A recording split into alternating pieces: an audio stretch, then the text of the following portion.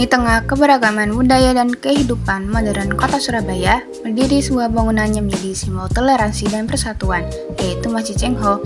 Masjid ini bukan hanya tempat ibadah umat Islam, tapi juga wujud nyata harmoni antara budaya Tionghoa dan nilai-nilai Islam. Lalu arsitekturnya khas dan peran sosial yang luas, masjid ini mengajarkan makna kebinekaan dalam kehidupan berbangsa dan bernegara. Masjid Cengho diresmikan oleh Menteri Agama Republik Indonesia pada tanggal 28 Mei 2003. Masjid Cengho dibangun untuk menghormati Laksamana Cengho, seorang Muslim Tionghoa yang berperan besar dalam penyebaran Islam di Nusantara. Arsitekturnya mencerminkan perpaduan antara budaya Tionghoa dan Islam.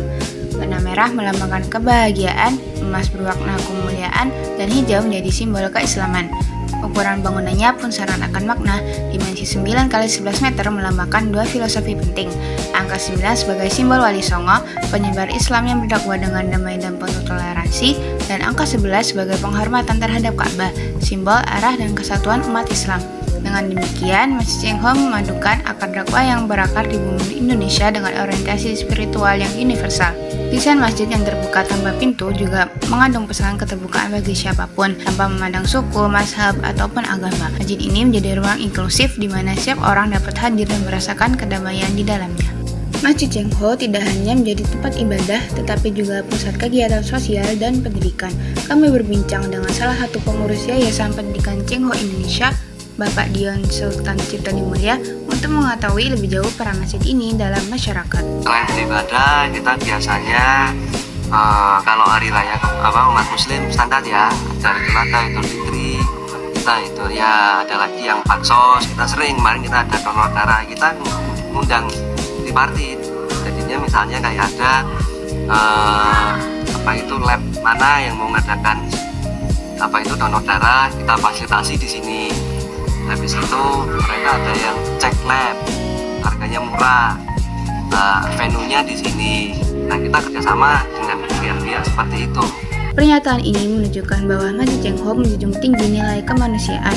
Melalui kegiatan sosial yang terbuka untuk semua kalangan, masjid ini menjadi contoh nyata penerapan toleransi dan keadilan sosial dalam kehidupan sehari-hari. Dalam pelaksanaan ibadah pun, semangat keterbukaan selalu dijaga. Muslim kita yang ada di sini, siapapun apapun mazhabnya itu boleh masuk di sini. Nah, mau Muhammadiyah, mau NU, mau apa, yang penting nggak bikin Islam di sini, silakan aja gitu masuk di sini. Makanya di sini kita pakai yang gede kan ada, kita disupport sama NU, disupport sama Muhammadiyah. Jadi di sini kalau misalnya waktunya puasaan, sholat tarawih, kita ada dua sesi. Sesi pertama itu yang 11 rakaat yang Muhammadiyah, nanti selesai ada jeda, kita kasih kesempatan bagi mereka yang cukup di 11 rakaat tadi 8 kan berarti kan, terus habis ini dilanjut sama yang sampai di 23 rakaat. Jadi kita tidak usah geger masalah mana yang benar, kita fasilitasi semua di sini, termasuk kalau Jumatan.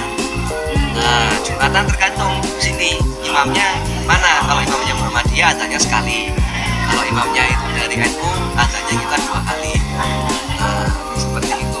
Inklusivitas ini membuktikan bahwa perbedaan bukan hambatan, melainkan jalan menuju persatuan. Masjid Cengho mengajarkan bahwa agama dan budaya dapat berjalan berdampingan tanpa saling bergesekan.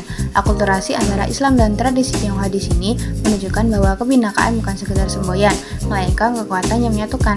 Dari Surabaya, Masjid Cengho memberi pesan bagi kita semua bahwa harmoni dan toleransi adalah fondasi sejati bagi keberagaman Indonesia.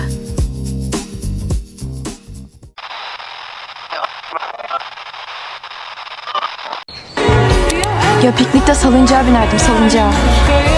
Takip ettim.